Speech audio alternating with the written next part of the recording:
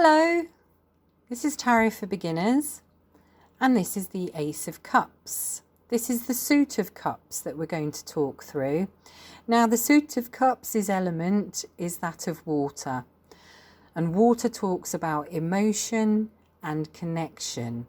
So when we're going through the cups, always remember emotion and connection.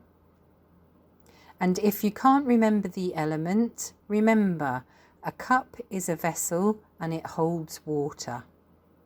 Okay, so we're starting with the Ace of Cups. Aces talk about new beginnings, and the Ace of Cups talks about a new romance or a new friendship. So when you see this in a reading, it could indicate that you're going to meet someone. So here we've got romance, we've got friendships, we've got love. This is the one cup of love. Also, because it's a cup and it's a vessel, it can at times indicate pregnancy or the womb. Okay, so think of that when you're reading. But the Ace of Cups, generally speaking, is about new romance and new love. Then we go over to the Two of Cups. The Two of Cups talks about a joyful connection, soulmates and a romantic partner. Here we clearly see two people offering up their cups of love to one another. Okay, so two is joyful connection, soulmates and a romantic partner. Next we have the Three of Cups. So threes are about creativity, and with the cups here, this is creating harmony and friendship. So when I see this card, it's always about having good friends. You're able to create friendships with people. You have good friends. This is about cooperation, and it can be about closeness with siblings. And it's a lovely card. Okay, so that's the Three of Cups. Next we move on to the Four of Cups. Now fours talk about stability, and with the cups sometimes this stability turns into stagnation here, because this is my card of meh. You know, sometimes in life you feel a bit meh. Nothing's wrong, nothing's right, you just feel a bit poor. And this is where the stagnation can come in. This is where boredom can come in. And this is a card of not really appreciating what you have. You might be looking more at what's not there than what is there. You're not really in the energy or the state of gratitude. But here we can see that here is the boredom. These are the things we're not happy with. But here is a wonderful opportunity that's coming through, and you might not be able to see it because your perspective at the moment is meh. So when this card comes up, always remember that things are going to get better, and here is a lovely opportunity. Okay? And the four is represented by an I and a V. So that's your four there. Next we have the Five of Cups. And five talks about change, and it's represented here by the V. So we're going through an emotional change, and the emotional change with this card is one of grief and loss. Sometimes it's a broken heart, sometimes it can indicate bitterness, and sometimes it can indicate depression. But it all stems from grief and loss. As you can see here, they're looking down at their losses. There will still be love and support around them, but they're in a state of grief.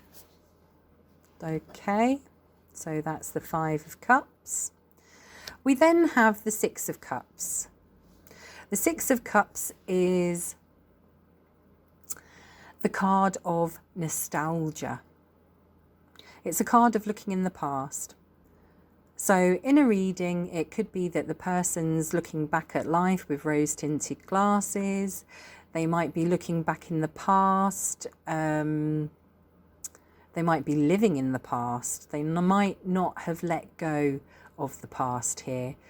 But you need to look at the cards either side to indicate what area of the past that they're looking back on or that they're still living in. And that's the Six of Cups, which here we've got the V and then the I to indicate the 6. Okay? So next up we have the Seven of Cups. Sevens talk about confidence and experience. And here with the Seven of Cups, we might not have the confidence or the experience because the person is literally in the dark here. They've got all of these options, all of these choices, and they might be slightly overwhelmed. It might be here that they don't have enough information because they're kept in the dark. So it's about getting more information.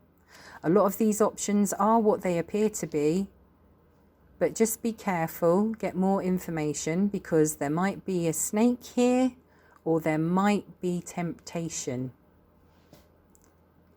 And that's the Seven of Cups. Moving on, we've got the Eight of Cups. Now, eights are about information, advancement, clarity, and progress. So when we take those words and we mix them up with the cups, we've got something emotional happening here because we have the cups and we have somebody walking away.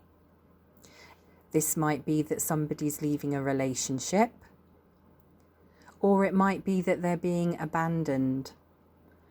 So this is the card of letting go, walking away, and possibly abandonment here. It's either them walking away or somebody walking away from them. Next we have the Nine of Cups. And the Nine of Cups is all about wish fulfillment.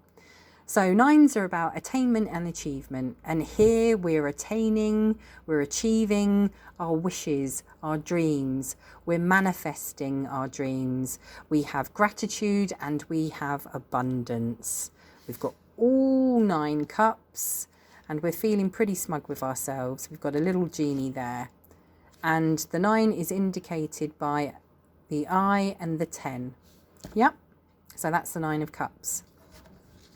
Moving on from that, we have the 10 of Cups. So 10s talk about completion and the end of a cycle. And when we put the 10 with the cups, we're talking about love, soulmates, harmony, families. This could be your heart space opening. This is a cup of wholeness, and it's a wholeness to do with joy and love and being in that sweet spot. This is an absolutely lovely, wonderful card to have in a reading. And that's Ace to 10 of the cups. So remember, cups have the element of water, and it's about love, it's about connection, and it's about emotions. Okay. So that's one Ace to 10 of the cups.